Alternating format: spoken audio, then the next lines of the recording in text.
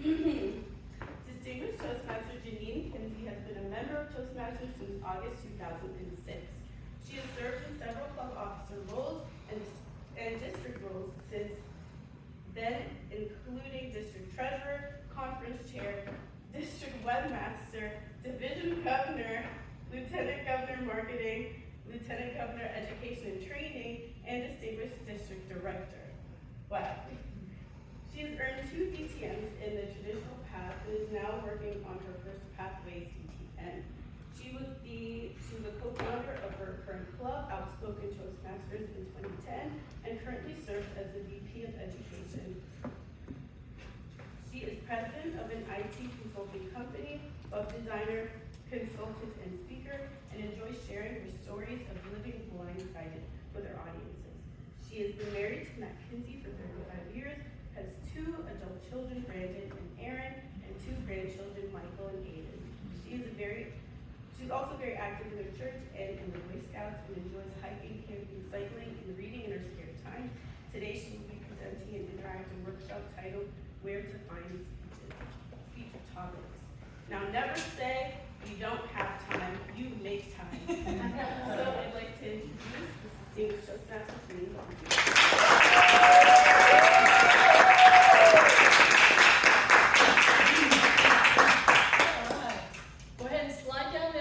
I want to move down closer into the group, so you guys are good right there. You're good. I just don't want her sitting behind me.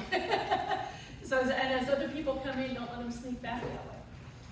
Welcome this morning. So this speech is project today, workshop today, is based on the Better Speaker series. So you can actually go out and find this information.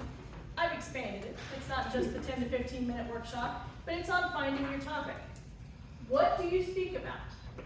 How many of you are looking for things to talk about? Yeah, a lot of you are, right? Our projects give us guidelines on how to speak and what to structure our speeches around, but we don't have, for the most part, this is what you need to talk about. And that's where a lot of Toastmasters struggle. But I'm going to show you today that you have a wealth of knowledge and a plethora of topics that you can speak about anytime you want to. So let's get started. I want you to start the day off with a brainstorming session. We're going to get you while you're still fresh. Coffee's kicked in, hopefully. All right. I've given it. Everyone should have a handout. Hopefully they got. I think you picked them up as you came in. If not, if someone can help make sure everyone has one. We're going to start. The first couple of pages, there are a list of topics, things for you to think about. And I'd like you to take just a minute and at least 5 or 6 of those things, I'd like you to write down one thing. If you've got more, that's great. Do you have family? Do you have pets? Do you have children? That's that first one. I guarantee you got stories. Okay, those are easy ones. All right? Do you have a favorite book? That's one of the ones that's on there. What would you like to talk about? What books do you like to read? What kinds of books do you like to read? Movies do you like to watch? What are some accolades or triumphs that you've succeeded at, things that you might enjoy talking about? What are some challenges or adversities you've gone through? Those are great topics. So take just a minute. I'm going to stop talking long enough to give you a minute to think.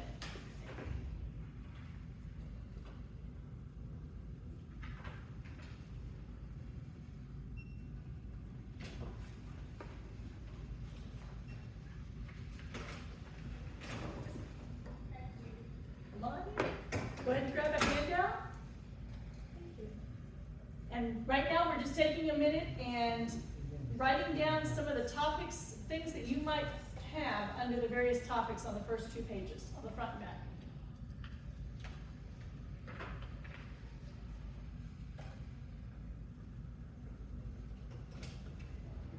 Anybody have one that you want to share?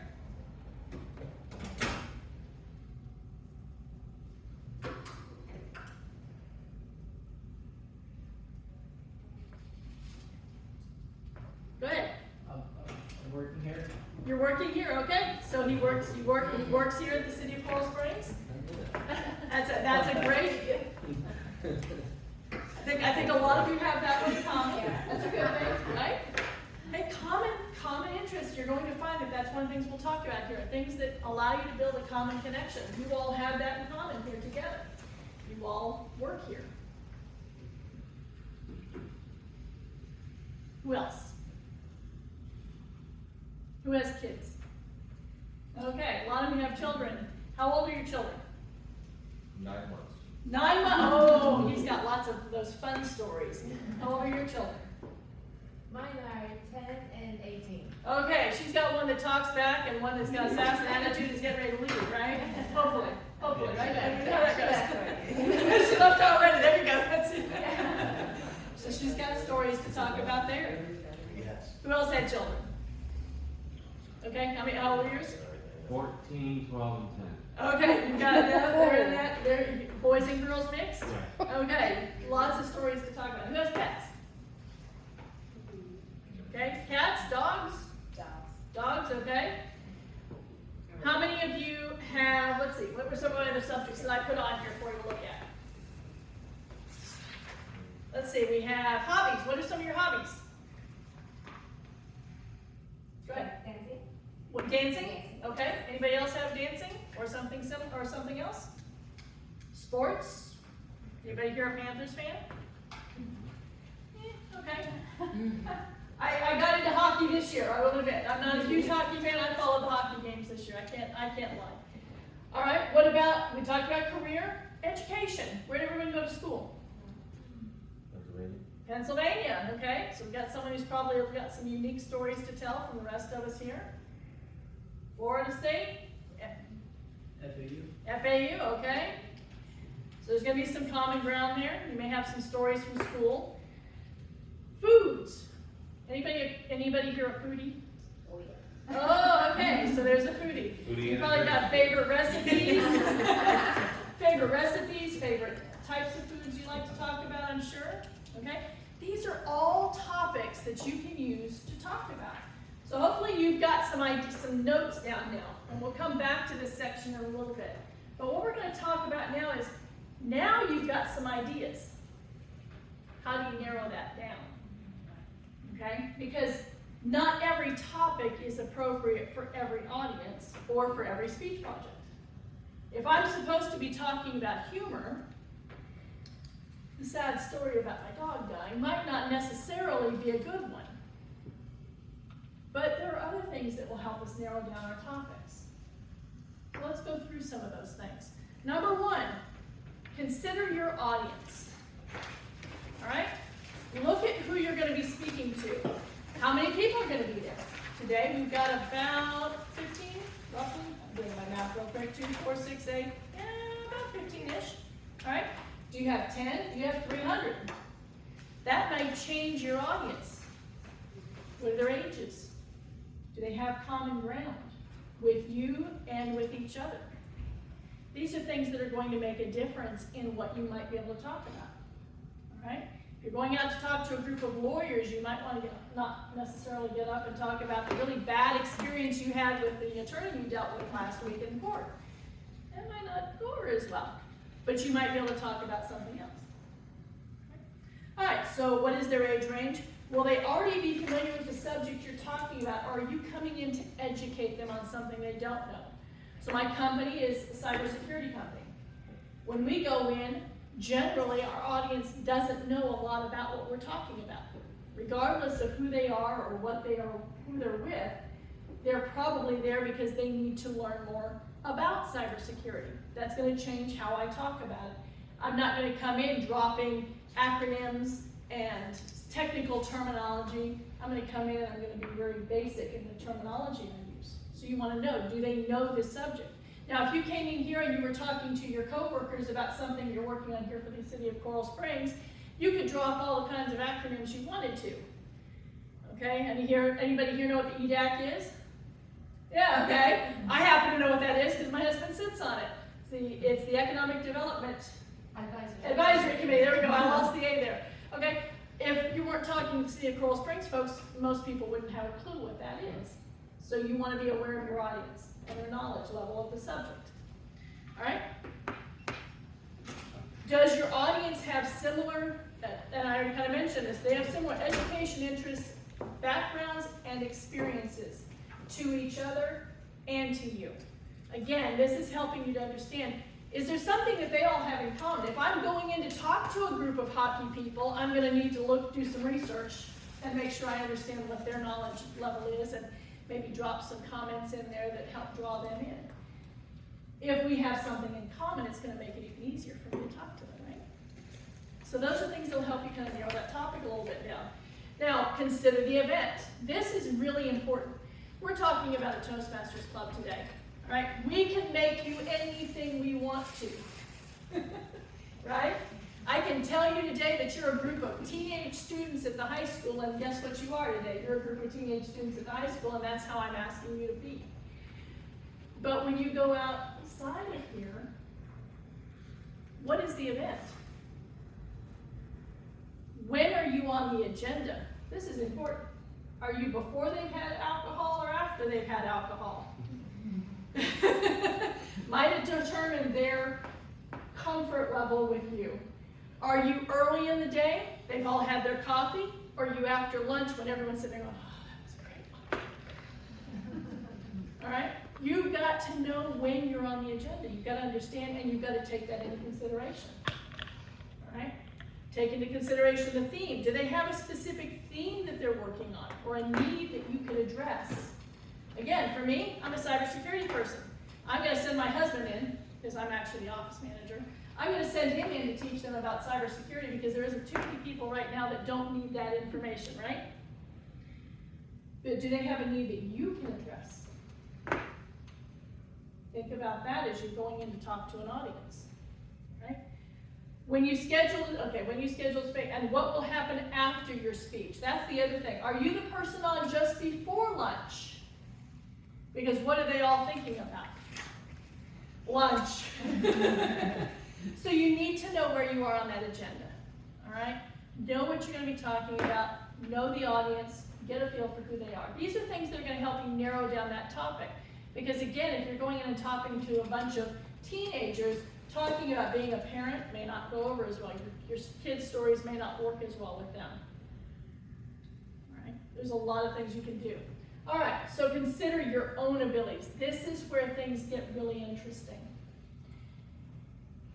You aren't the right person to give every speech. Would you agree with me? Yes. Okay? There are topics you don't know anything about, that you would be faking it until you make it, and anybody who's watching is going to know. You have topics that are probably you're very passionate about. You may not be ready to speak about. I'll give you an example of this. I attended a conference years ago. Amazing speaker. She had a fantastic story. She was a cancer survivor. She'd been told, you're not going to live long enough to see your kid graduate from college in 6 weeks. And this was 10 years later. She's got an amazing story, right? We all want to hear that. Problem was, every time she got up on stage and she started talking about how she found out she had cancer, she broke down in tears. Is she ready to talk about that to an audience? Would you be comfortable? Probably not. So you want to be aware of that. Are you comfortable enough with the material? Now, I can tell you some stories that'll raise your hair. But I'm comfortable about them. I've been through them. I've gotten past the hurt, the anger, the whatever it might be. And I can talk about that now. So be aware of your abilities. All right, number one. So do you have enough enthusiasm and interest? If I got up here and talked to you about law, I'm going to put you to sleep. If I got up in here and talked to you about Boy Scouts and the program and what they can do, I'm going to get you excited.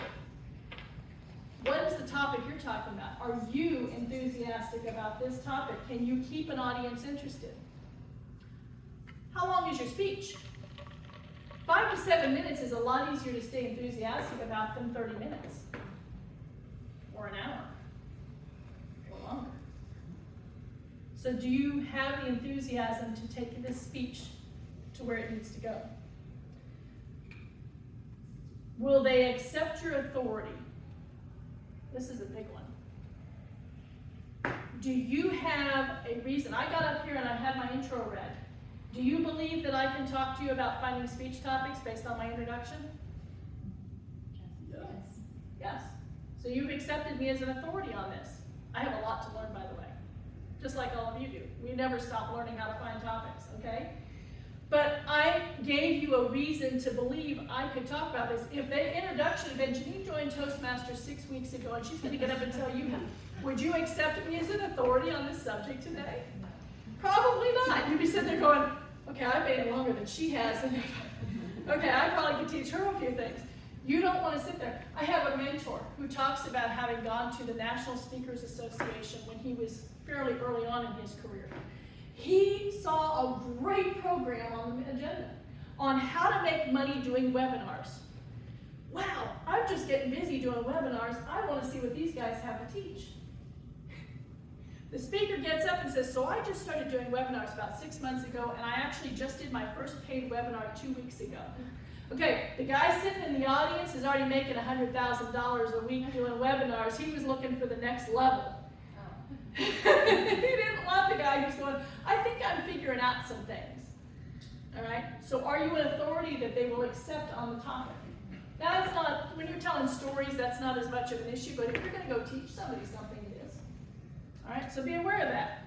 All right, am I comfortable sharing with the audience about this topic? We hit that already. That's one I was, that's close to my heart, so I tend to hit it earlier on in my notes than I do on my spreadsheets.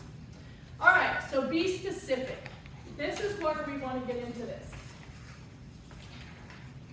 I could get up and give a speech to you and cover 20 topics in 10 minutes. Anybody here sitting there going, are you going to remember anything I talked about? Probably not. Be specific. Here's the reality. If you've ever gone to a keynote, a good keynote, and you walked away with a message, there was probably one point that you took away. You might have taken some other stuff, but they probably had one point they were trying to make. Whatever it was. Life is challenging, make goals. Okay, number one, we'll talk about why that's not a good topic, but life is challenging, make goals is a topic. If I then throw into there, oh, and you need to go to school, and you need to do this, and you need to do this, and you need to do that, I'm going to lose you. All right? So narrow your topic down to make sure that you're covering it in the time period that you have, that you're not trying to throw so much material at your audience that they go into overload. We've all sat in trainings where they didn't have a choice but to do that to us, right? Have you ever had the fire hose effect? Right? As speakers, we don't want to be the fire hose when we're out trying to entertain and speak. And if you're going to go out and speak, if you're not educating, you're entertaining. And if you want to educate, you have to entertain. All right? And if I'm only entertaining, that's probably okay. But if I'm only educating and lecturing you, I'm probably not going to get my point across. So we're going to talk about some techniques in a minute. And the last thing I have under be specific was, okay, here we go. Do the sub-points support what I'm talking about? So again, if I'm talking about, I talk about being blind-sighted. And if you don't know my story, I was born blind. The doctor said I would never see, but I have sight. Now, I'm not perfect, I'm legally blind, but I have sight. And I've talked about that. So if I want to talk to you about a concept called living blind-sighted, then my points need to support that. All right, and they do. Obviously, when I talk about that, they do. All right, so now let's talk about some techniques that go into this. Have you ever heard the comment, make a point, tell a story, make a point? Have you ever heard that one? All right. This is a great technique, and it's what professional speakers use. All right? We tell a story and make a point out of it. So I'm going to tell you a very quick story. This is a personal story, and it'll give you an idea as to how this might work. When I was about 16 years old, I was in the Girl Scouts, and we decided to go rappelling. We didn't know anything about rappelling. We live in Central Texas. There aren't even any mountains around us, but we were going to go rappelling. So we hired a really cute 21-year-old guy. to teach us how to repel. We spent 3 months learning how to tie the knots, how to select a safe place, how to anchor ourselves, how to jump off the cliff. We practiced jumping off of tables. We did all kinds of cool things. For 3 months we did this. And the day finally came to actually go rappelling. And we all walk up to the cliff, and he says, okay, girls, who's gonna go first?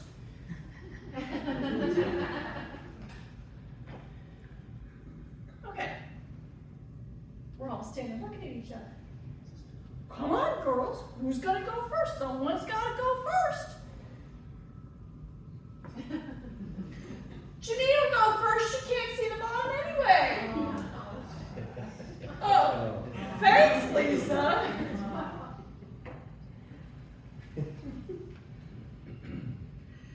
Hey, Janine, come on down here. Don't worry, I'm down here to catch you. Oh, okay, that's not real reassuring, but hey, he's down there. There is a bottom. Wait a minute. What did we come out here to do today? We came out here to jump off a cliff, right? So I turn around and I go down the cliff. Exhilarating, exciting, scary. Got to the bottom, came back up to the top, and here's Scott. Janine! You did such a great job! They couldn't wait to jump off the cliff next. Everybody wanted their hug from Scott. All right. So what's the point? We make goals all the time. We plan. We spent 3 months planning. When we get to the edge and all of a sudden there's an obstacle. Maybe I'm not good enough. Maybe it's not as safe as I thought it was. Maybe it's not as, maybe I don't really want to do this, but I've been planning for this. Where do you go when you get there? Well, I learned early on, you jump off the doggone cliff. All right, so I made a point by telling you a story. Now, could you have taken other points out of that story? Your friends will always throw you under the bus. Oh, I'm sorry, that's not.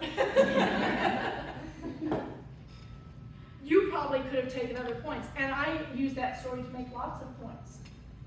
But today, that's the point I wanted to make for you. Now, when you're telling a story and you want to make sure people remember it, how many of you will remember the point I made today? Yeah, that's. You might remember. You'll probably remember the book. Are you more likely to remember the story? Yes. Okay, and if you remember the story, will you probably remember a point out of that story? Yes. Okay, that is the secret sauce to speaking. You tell a story that brings home the point so that people have a chance to hear what your message is. And if you're giving a long enough speech, in a 5 to 7 minute speech, I could give you 2 or 3 of those stories that all reinforce that same point. So that you really hear my point while you remember my stories. Okay? Those are some of the techniques. Now there's some other things. How many of you have heard of the rule of 3? All right, it works, let's be honest. All right, if I want to give you something, I want to talk about something, don't try and cram 5 things into the speech. 3. So if I was going to do a speech, I might do either one story with 3 pieces to it, or 3 short stories, or make 3 short points, okay? 3 is a nice number, and it's something that seems to resonate with people. So using the power of 3 is very good when you're writing a speech. Look at your story. Does it have too many points? Does it have 10 people? Bring it down to 3. Does it have 10 locations? Make it into 3.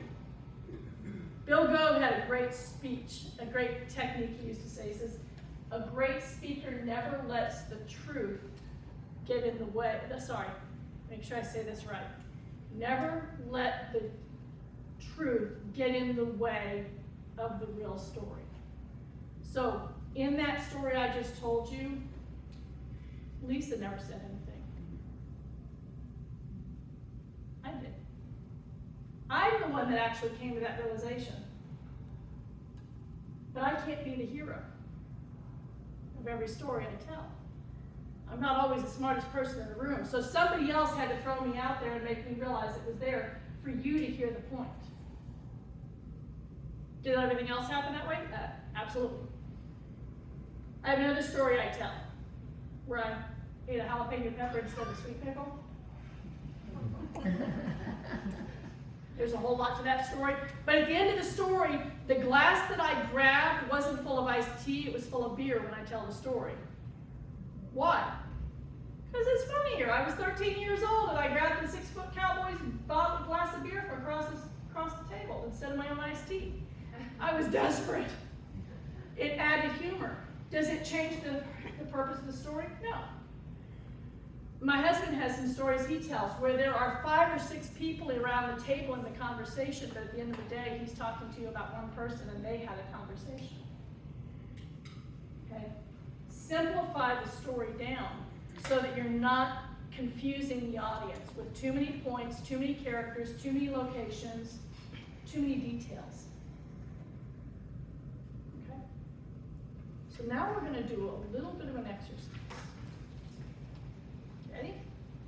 Hopefully everybody wrote down at least a couple of ideas as we went around your brainstorming session earlier. And you'll notice on, I think it's the 4th page, there is an outline. I'm going to give you 5 minutes, and I'll walk around and kind of take questions. If you've got questions, ask them.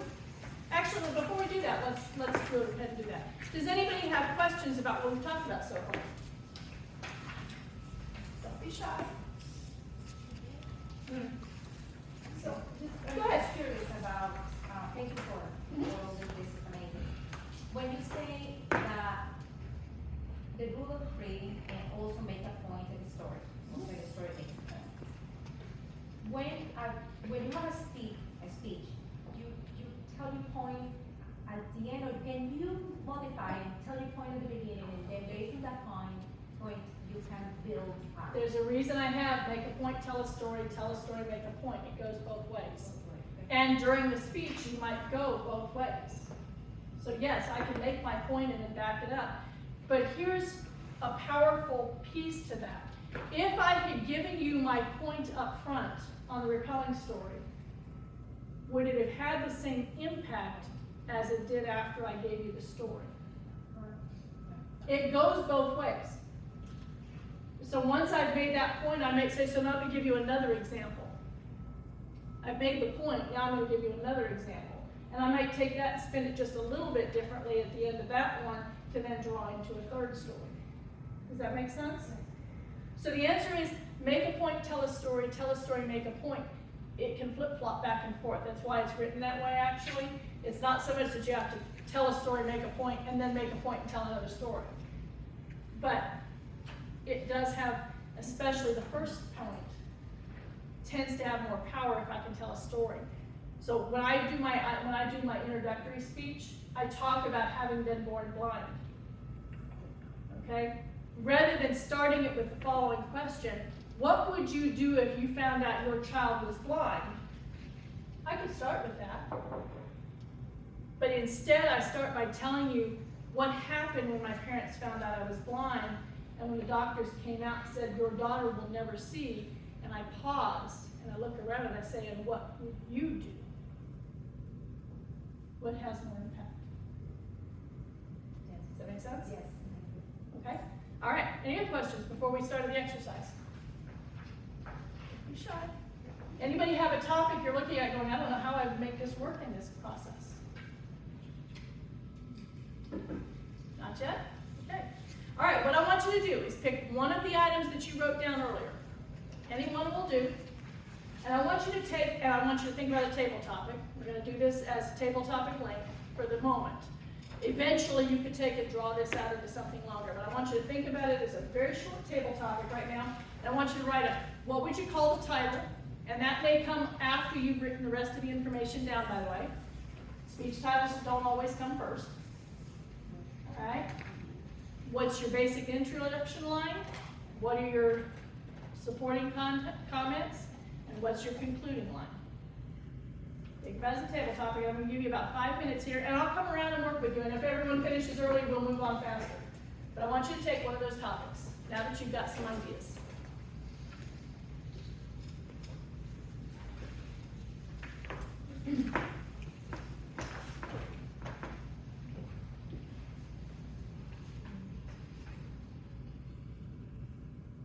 Does anybody not have a topic to write about yet? Yes, okay. All right, so, I'm trying to pick something. yeah. So as you look at these different things, so, what have you got? Okay, so, did you go to school? Did you have any interesting experiences at school? Any adventures? Did you go away from home? Okay, so, all right, okay, well, so what about this one? Football. Okay, did you play or did you just like it? Both, okay. Okay, any lessons you learned playing football? Yeah. Okay. Or Okay. And what you got here? school or work. Work, okay, all right. All right, and then what about hobbies? Or not hobbies, books, movies, favorite quotes? I guess that's where it gets tough. Mhm. So a lot of times when I'm talking, it's very, technical.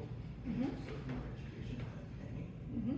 So in this case, it's a most, said like 3 short stories or 1 point. A lot of times it's one long story with multiple points that I'm trying to hit. Okay, and that's okay. So, why don't you take, what's a topic that you might talk about to your team? Something work, yeah, roads, like construction. Okay, so let's think about road construction.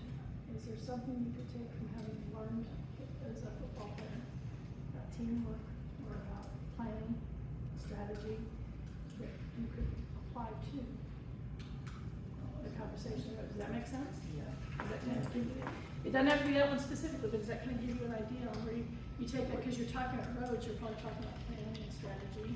Where that story has the same points that you're trying to hit, and Mhm. topic there, Mhm. and that's sort of the gap. Exactly. Gives them something a little bit less dry to listen to hang their hat on, to connect with you. That's where it comes from, Exactly. education. Exactly. Just like I did up here, rather than me just lecturing, I gave a couple of short stories that gave examples of what I was talking about. Okay. Does that help a little bit? Yeah. Okay. Anybody else? Yes. We have a question. Sure. Okay, I will something else. I don't know something else. So, talk about experiences you had. So, that we are going to, omit. I mean, I can fudge and do something like. I want you to think about something that would work for you, so it's important, That's what I struggle with. Understood. So, do you like what you do, Blake?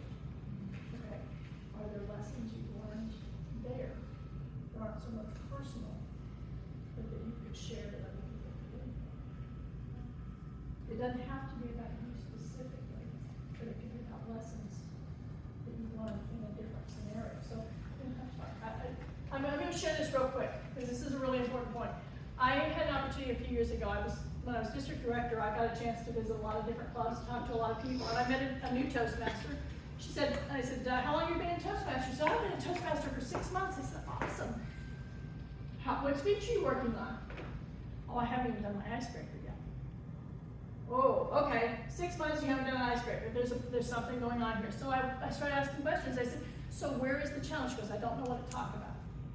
This is why we're here today, right?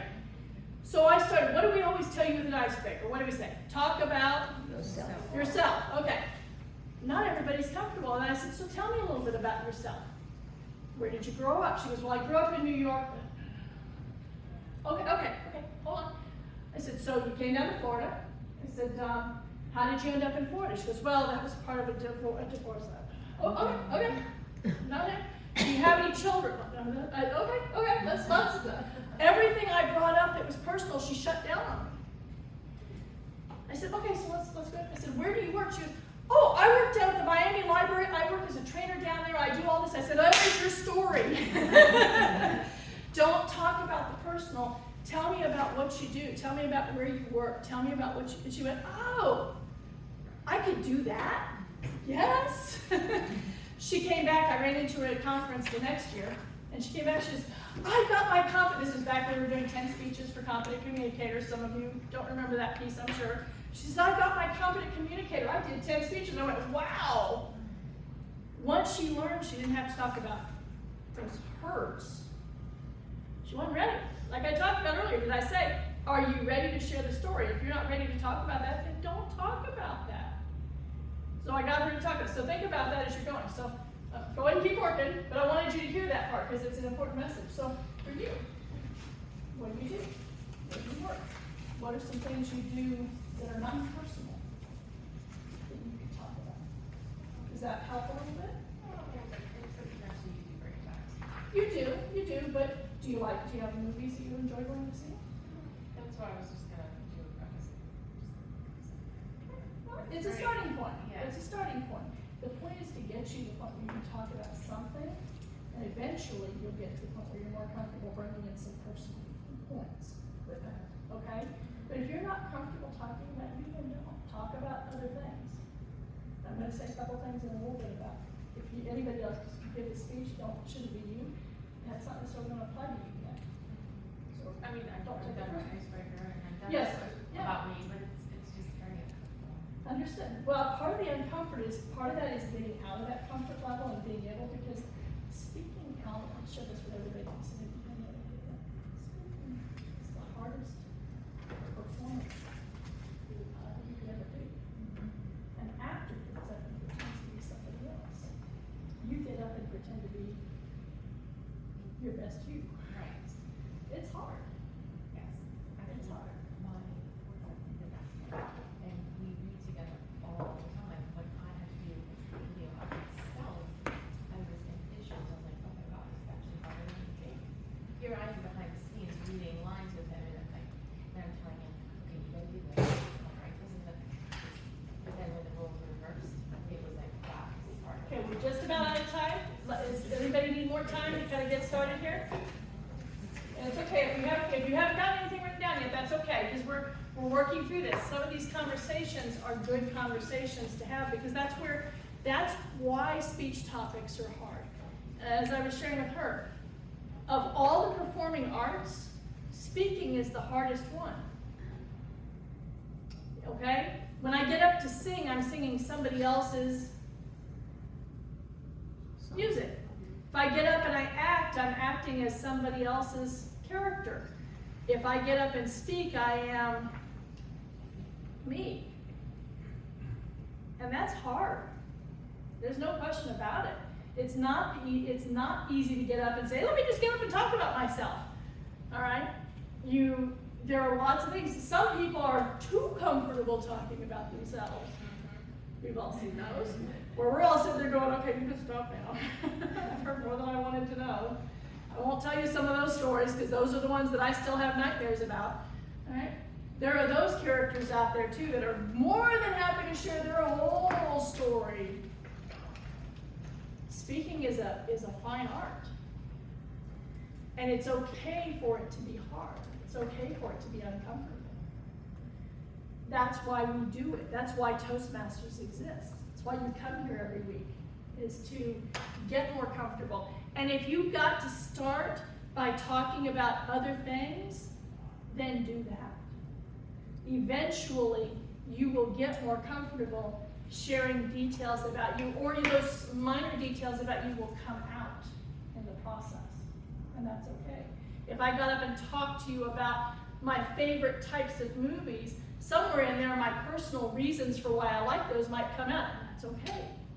But I'm talking to you about movies and why you should go see them. All right? I'm going to go see one this week that some of you probably wouldn't ever want to go see. I'm going to go see Deadpool. Personal insight, now you know a little bit about me. There's a dark side. There are people out there who would go, oh, heck no. The commercials give me more than enough nightmares. I don't need to see that. That's not the kind of comedy I like. 30 years ago, that wouldn't have been me either. And it's okay. But I can talk about what I like to see. And that personal side will start to slip in there, but I'm not having to get personal to start with. So pick something you're comfortable about. Like I talked about that icebreaker. Find what you can talk about today, keep talking, and eventually you'll get more personal in your speaking. All right, we've got about 7 minutes left here for our day today.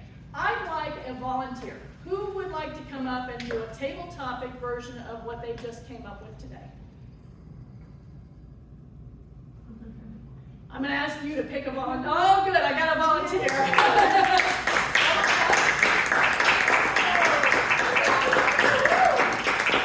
Can I have somebody run the timer so she knows she's got 1 to 2 minutes? You got it? You got it. Okay, good. I'm going to step over here. So, your name? Peta. Okay, Peta. All right, and what are you going to be talking about? Lizards. Lizards. Okay, great. All right, are you ready? Karen. Go ahead. Okay, so I would call the speech Life in Jurassic Park, because that's how I feel when I'm walking through a bunch of lizards on the side of the road or when it's my house. So I've always had this phobia for lizards. Seeing them, knowing they exist, feeling them near me. I've had 3 specific traumatizing events involving a lizard, one involving a police officer. I was driving my car home from school one night, and a lizard fell on my arm. And I was like, oh, maybe it's just the AC blowing, and I looked down and I saw it. So I hit it off, put the car, I don't even remember if I put the car in park, to be honest, and I jumped out of the car. Fast forward, I went back in, I think I put it in park, and I just stood there, put on my hazards, and I refused to go back in there. A police officer pulled up behind me, and he asked me, is everything okay? What's the problem? So I told him the truth. And he went and looked in the car to see if he could find it, and he couldn't. So then he said, okay, here's the deal, where do you live? How far do you live from here? I said, well, my grandma lives 5 minutes away, I just won't go home tonight. And he said, I'll follow you, if you see it, you can put your car in park and I'll come get it. So he followed me to my grandma's house, and he made sure I was okay. He didn't give me a ticket, so that's good. And then I went upstairs, called my mom, and told her, I'm not coming home tonight because there's a lizard in your car and I'm not going back in there. So I ended up staying at my grandma that night, and the following day she came and she looked for it and we found it, it was dead. Okay. And the story. Okay, so she's got, the rest of you want to hear the rest of that story, don't you? Yeah. She's got a speech there, doesn't she? Yeah. With humor and decoration.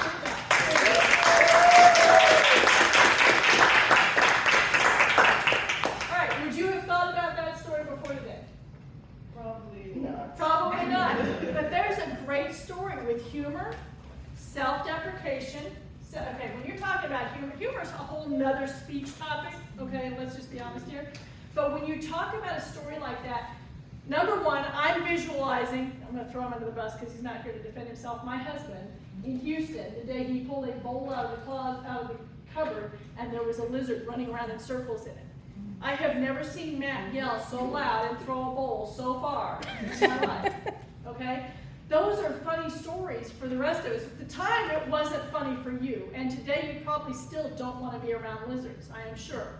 I definitely don't have to worry about Peta putting an iguana in her car when you're frozen solid thinking she could help it. She's safe. I don't have to worry about her now, okay? There's great humor there. You could take that, and now I want to know the other 2 stories too. You didn't have time today, but you've got, with what you did just now, you have the makings for a great 5 to 7 minute speech with a lot of humor in it. And for those who also don't like having lizards, I don't want them on me. I'm good with that. Somebody else go get it, okay? We all can relate. So it's relatable, it's personal, there's humor in it, and she's got a great speech. All right?